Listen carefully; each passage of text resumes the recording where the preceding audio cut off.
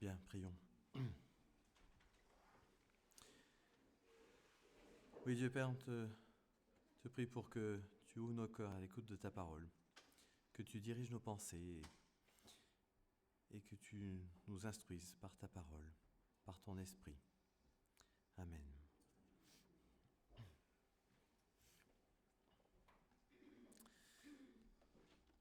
Alors, souvent quand on commence à rentrer dans la parole de Dieu, on ne saurait plus s'arrêter et on voudrait tout lire. Bon, comme ça va un peu long, je vais demander ce matin à ceux qui sont sur le groupe de lire déjà 2 Samuel 11 et 12. On va le relire ensemble, mais je vais sauter certains passages pour aller un peu plus vite, sinon ça fera un peu long. Mais ça permet d'avoir le contexte. Ce passage de Samuel, chapitre 11, arrive à une époque où le roi David, on va dire, est un peu à son apogée de son règne. Cela fait déjà quelques années qu'il règne à Jérusalem. Il a fait venir l'Arche de l'Alliance à Jérusalem il y a quelque temps, par étapes, mais elle est arrivée jusqu'à Jérusalem. Il voulait même construire le temple pour Dieu, mais Dieu l'a empêché en disant que ça sera plus tard que ça sera fait. Il a déjà eu de nombreuses femmes, autant qu'il en a souhaité. Et on arrive à cet épisode-là, où on pourrait dire que David est déjà quelqu'un de bien instruit dans la parole de Dieu, qui cherchait Dieu à le suivre, cherchait à faire sa volonté, et toute sa vie il a montré, pas dire le contraire. Et pourtant, il y a des épisodes où, on sombre. Et là, on a David, pendant que Joab était encore en train de faire la guerre, comme David l'aura fait tout au long de sa vie. David promène sur son toit,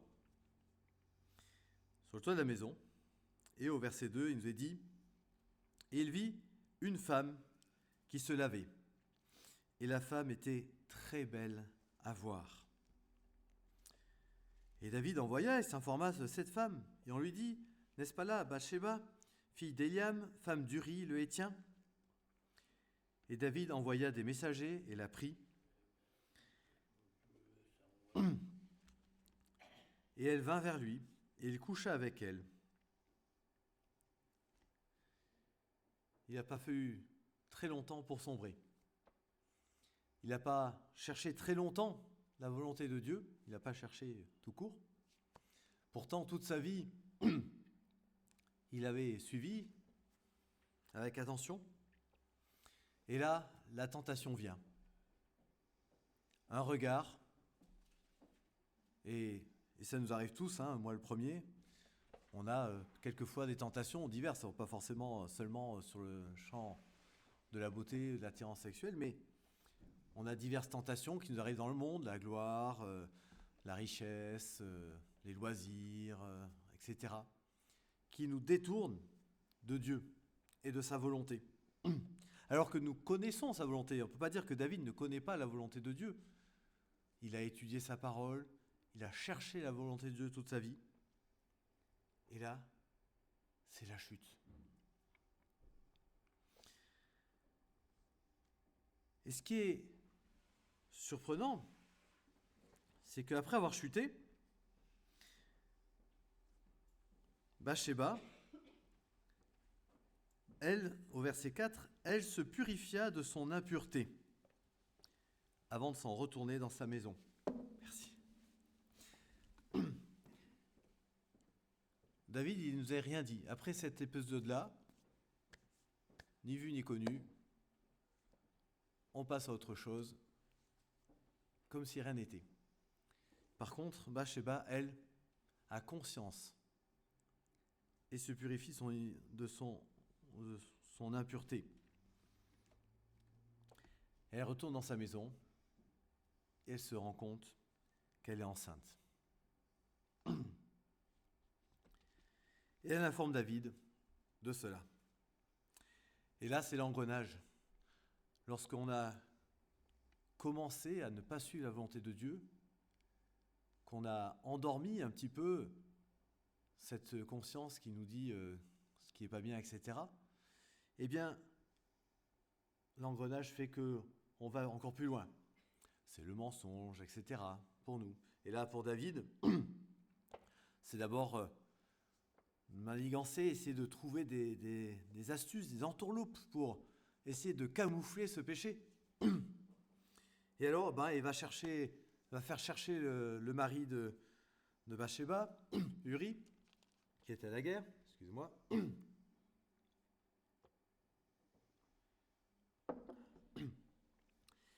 Et il va chercher à ce qu'il aille voir. Il se dit, si je fais venir, il va aller voir sa femme, il va profiter de son épouse le temps qu'il est là. Et ni vu ni connu, on ne verra rien de mon péché, et c'est fini. Mais malheureusement, Uri ne fait pas ce qu'il aurait pensé. Il refuse d'aller voir sa femme. Et il dit, le peuple est en guerre, l'arche est menacée, je vais pas aller voir ma femme et être tranquille alors que le peuple est en guerre. Et il se couche même à la porte du roi. Ah, David est contrecarré. Il continue et il va dire, je vais faire venir. Il enivre en disant, une fois qu'il sera bien saoul, il ne va plus avoir de bonnes pensées. Hein, et il va aller voir sa femme. Mais ça ne marche pas non plus. Il ne veut pas y aller. David est toujours dans cette pensée. Et on est pareil. Hein. Quand on regarde David, combien de fois on est pareil ? Lorsqu'on a éteint notre conscience, qu'on s'est éloigné de Dieu, qu'on a péché, on fait tout pour essayer d'éviter que ça paraisse, que ça transparaisse. On veut garder notre belle apparence. Et on s'enfonce encore plus loin. Et là, David, il va vraiment à l'extrémité. Il va envoyer Uri se faire tuer à la guerre. Avec les consignes. Et comble de la perversité, il donne une lettre pour Joab. Dans les mains même d'Uri, il porte la lettre qui lui dit qu'il doit se faire tuer à la guerre. Et bien sûr, Job fait le job. Il envoie en première ligne, là où il sait très bien qu'il va se faire tuer, et il se fait tuer.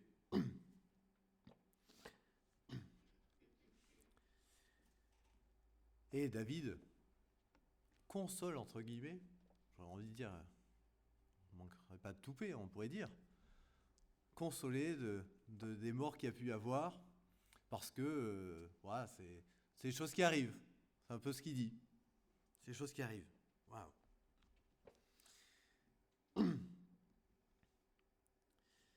Il demande d'encourager. Et au verset 26, la femme d'Uri apprit qu'Uri, son mari, était mort. Elle se lamenta sur son mari.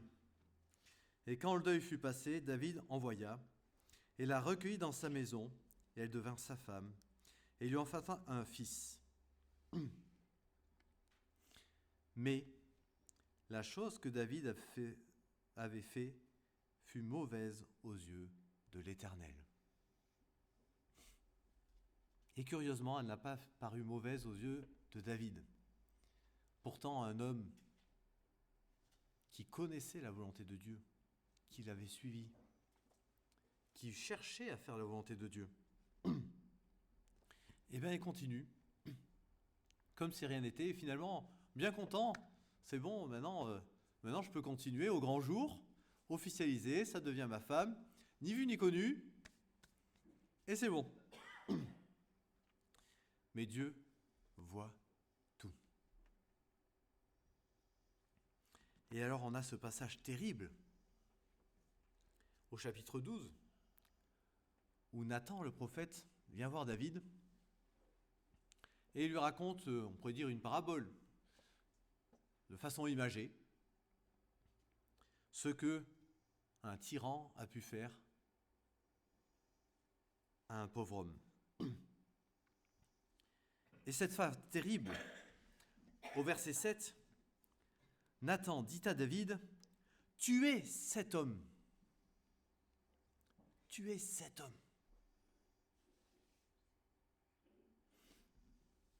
Et souvent, quand on s'éloigne de Dieu, on est parfois transpercé quand Dieu nous rappelle à lui.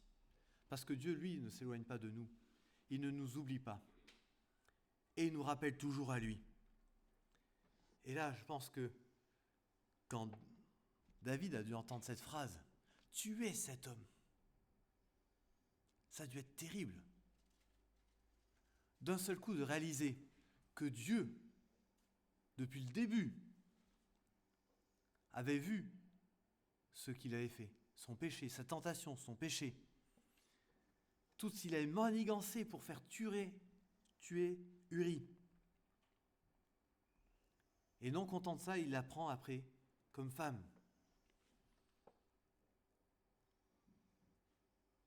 Et Nathan lui dit, Dieu t'avait tout donné, tout ce que tu avais besoin, il t'avait abondamment béni. Et je pense qu'on est souvent dans cette situation-là, en tout cas moi régulièrement, je me dis, comment Dieu m'a béni alors que je ne fais rien pour cela. Il me fait grâce alors que je ne mérite rien. Et là, Dieu lui a tout donné, la maison de Juda en entier, Israël, la terre, les victoires, même les épouses. Il en avait plusieurs déjà. Il a tout donné.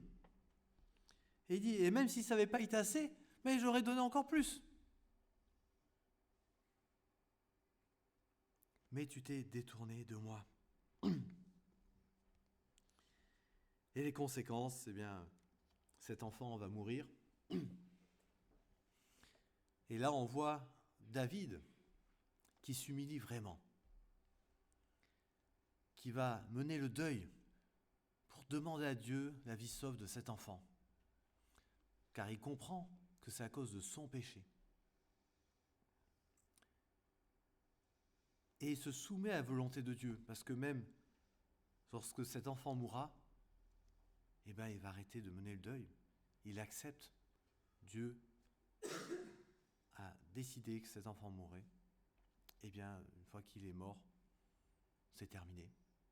Il change comme il revient, il cesse le deuil, alors que l'enfant est mort, parce que justement, c'est un signe qui se soumet à la volonté de Dieu. Il accepte, il a compris la leçon. Et combien nous sommes souvent tentés de regarder chez les autres et de voir ce qui ne va pas, de dire ce qui va pas, parce qu'on est des personnes bien, on connaît bien la Bible, on va à l'église tous les dimanches, on est bien, et donc on est souvent tenté de voir les autres et de dire « Ah, mais tu as vu, celui-là, il fait pas bien, toi, tu fais pas bien, etc. » Ramène à Dieu. Hein, et le Seigneur nous dit, en Matthieu 7, verset 1 à 5, il nous dit qu'on va souvent voir la poutre, la paille qui est dans l'œil de notre prochain, et on oublie de regarder la poutre qui est dans notre œil. Et même malgré notre belle apparence, et c'était le cas des pharisiens à l'époque du Seigneur, qui se savaient bien, ils respectaient la parole, et donc ils se pensaient au-dessus des autres. Et souvent, on a cet orgueil dans notre tête en se disant « on est mieux que lui ». Et on oublie de regarder toutes les fois où nous avons chuté et que le Seigneur nous a relevés, toutes les fois où nous avons chuté et que le Seigneur nous a bénis malgré cela.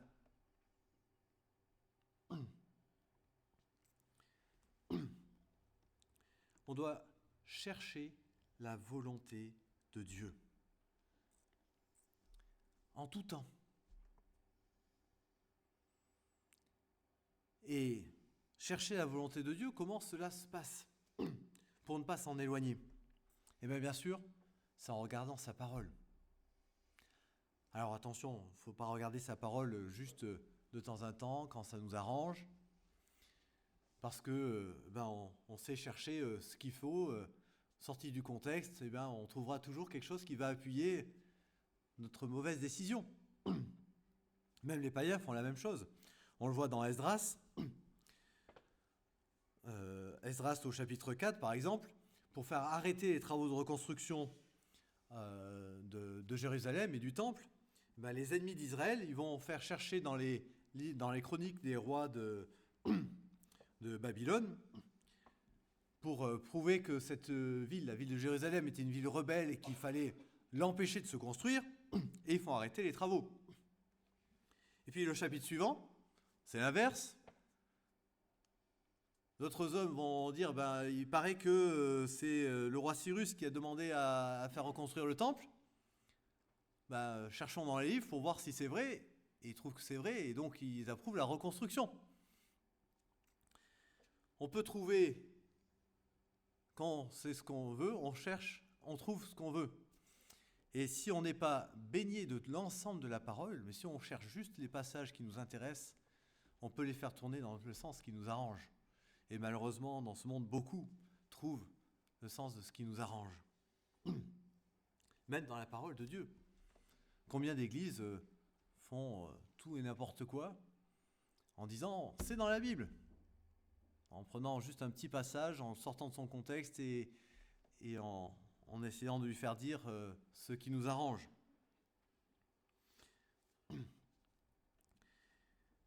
Mais Néhémie nous montre l'exemple. C'était un dirigeant modèle. Il est venu pour rebâtir. Et c'est seulement après avoir consulté l'Éternel qu'il commence à élaborer ses plans. Et on voit que c'est un homme de prière. Tout au long du livre de Néhémie, on le voit régulièrement dans la prière.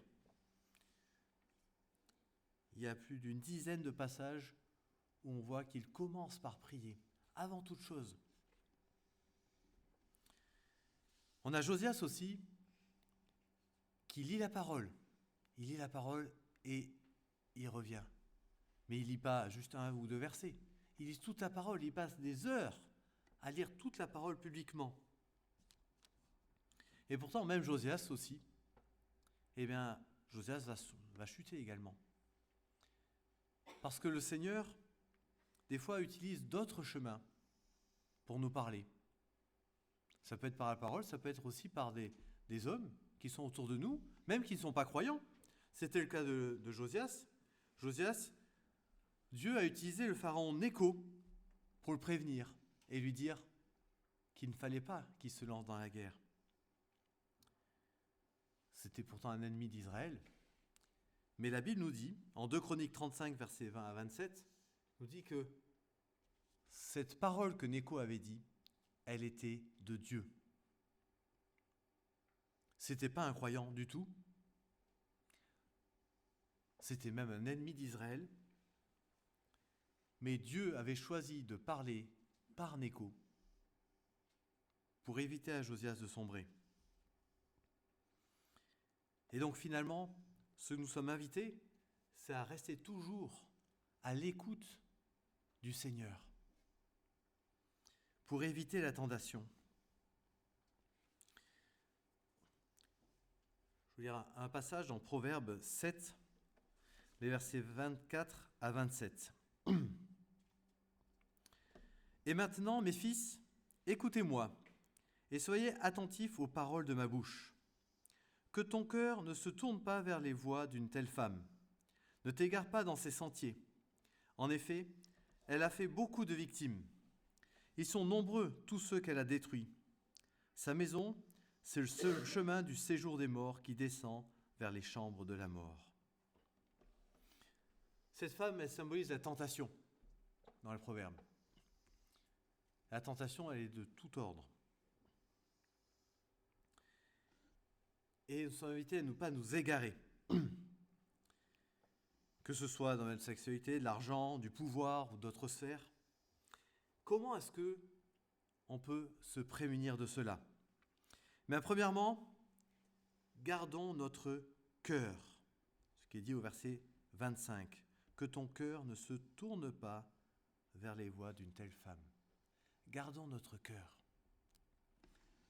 restons attachés au Seigneur, qu'au fond de nos pensées, nous cherchions toujours à nous tourner vers lui, et que toutes nos pensées secrètes, toutes nos mauvaises pensées, eh bien, on les arrête, parce que notre cœur reste tourné vers le Seigneur.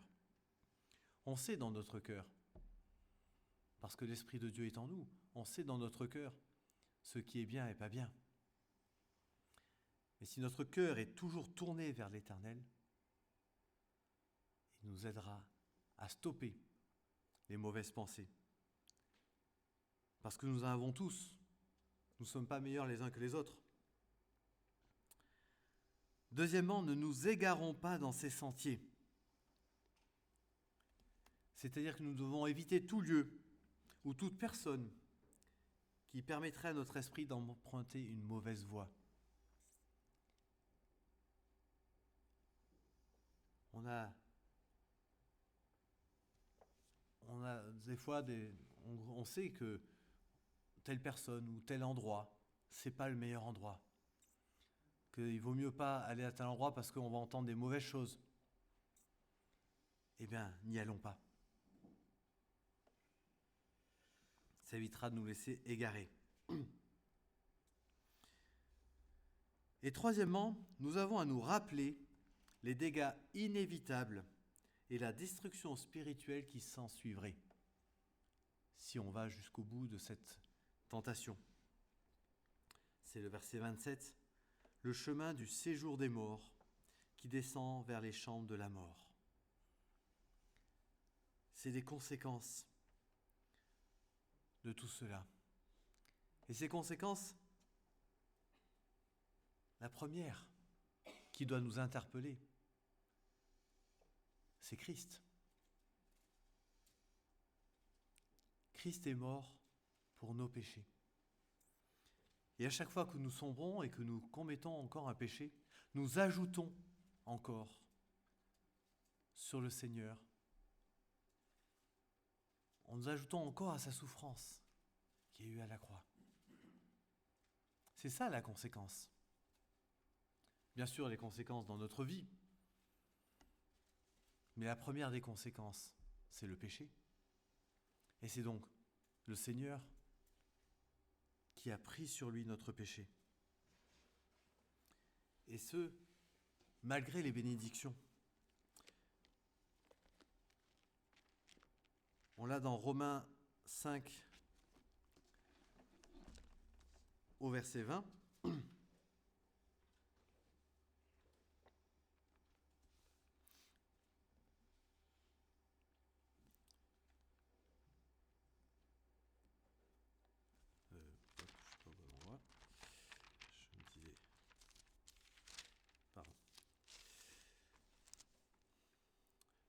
L'apôtre Paul nous explique toutes les conséquences du péché. Et il nous dit au verset 20, « Or la loi est intervenue afin que la faute abondât, mais là où le péché abondait, la grâce a surabondé. » Là, Paul s'adresse aux Juifs. Il dit, la loi elle est venue afin de révéler le péché, de montrer le péché. Et là où le péché était abondant, la grâce a surabondé, est au-dessus de tout.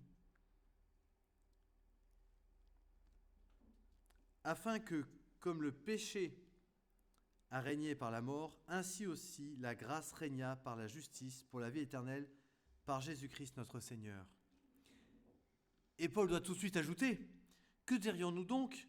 Demeurions-nous dans le péché afin que la grâce abonde ? Ça, c'est quelquefois ce que notre cœur dit. Quand on est tenté, on se dit, de toute façon le Seigneur me pardonnera, hein, c'est pas bien grave, c'est pas grand-chose. Puis il y en a d'autres qui l'ont fait, ou on va toujours chercher des petites choses, on va se dire, oh, peut-être que la Bible ne dit pas exactement ça, que je peux ça parce que c'est pas exactement comme c'est écrit dans la Bible, donc peut-être que je peux faire un petit peu ce petit chemin, mettre un petit pied, et puis encore un autre, et ainsi de suite. On est parfois tenté même de pécher. Parce que l'on connaît la grâce de notre Seigneur. c'est pour ça que Paul s'empresse de dire tout de suite, est-ce que je ferai cela ? Qu'ainsi n'advienne. Nous qui sommes morts au péché, comment vivrons-nous encore dans le péché ? Si on est mort avec Christ, comment est-ce qu'on peut encore vivre dans le péché ? Comment est-ce qu'on peut encore se laisser tenter ? Même si on sait que le Seigneur nous fera grâce. Et heureusement, merci Seigneur, il est mort pour tous nos péchés.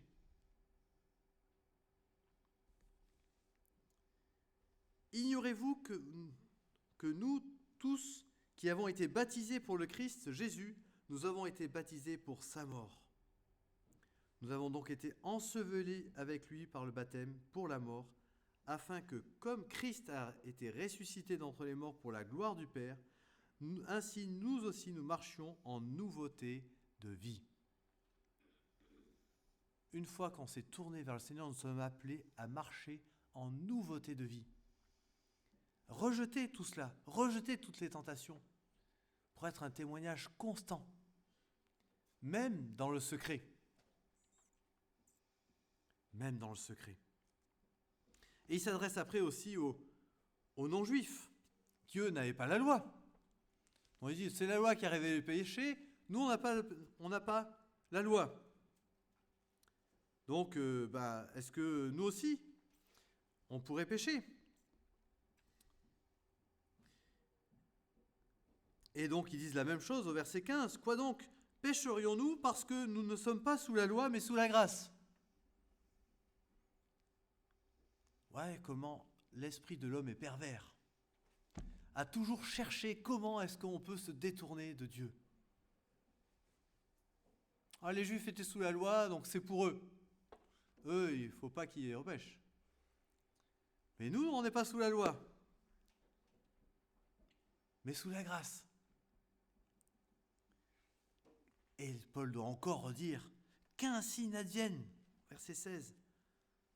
Ne savez-vous pas qu'à quiconque vous vous livrez vous-même comme esclave pour obéir, vous êtes esclave de celui à qui vous obéissez, soit du péché pour la mort, soit de l'obéissance pour la justice. Lorsqu'on se soumet au péché, lorsqu'on laisse la tentation entrer en nous, on laisse le diable, on laisse l'œuvre du mal prendre possession de notre vie. Et nous sommes invités à rejeter fermement. On l'a rejeté lors de notre conversion. Lorsqu'on s'est tourné vers Christ, on a choisi de rejeter tout cela. Et nous devons sans cesse le rejeter, afin de montrer ce que nous avons proclamé lors de notre baptême. Nous avons proclamé que nous étions morts avec Christ, que ce péché était mort, et que maintenant nous sommes ressuscités en nouveauté de vie. Et par son esprit, nous devons rester vigilants, rester fermes, ne pas nous laisser tenter et résister à chaque fois. Résister, persévérer dans la foi. Et on peut prier que à chaque fois que nous sommes attirés, que nous sommes tentés, nous rappeler que c'est précisément cela qui a conduit le Seigneur à la croix.